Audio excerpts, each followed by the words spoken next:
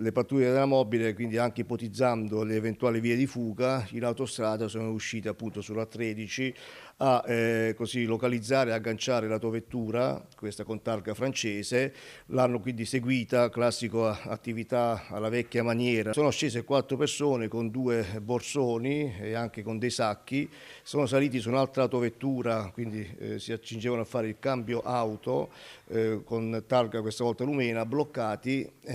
Praticamente si tratta di 4 cittadini rumeni, 2 dei quali con precedenti e condanne specifiche per questo tipo di reato. Si tratta di un gruppo ben strutturato, possiamo definirlo transnazionale, quindi attivo tra l'Italia come area predatoria e praticamente l'Est Europa, la Romania, beni quindi facilmente fungibili. Se non fossero stati bloccati questa mattina alle 8, questa era refurtiva e merce che viene destinata sul mercato della ricettazione e del riciclaggio nell'area balcanica. 2 fattori determinanti in questo caso sono stati sicuramente il collegamento con la sala operativa, no, della questura, per cui appena c'è stata la spaccata è scattato l'allarme, e poi un'attività anche, no, investigativa che prende le mosse dal precedente episodio del 17 dicembre, quindi anche un'indagine difficile.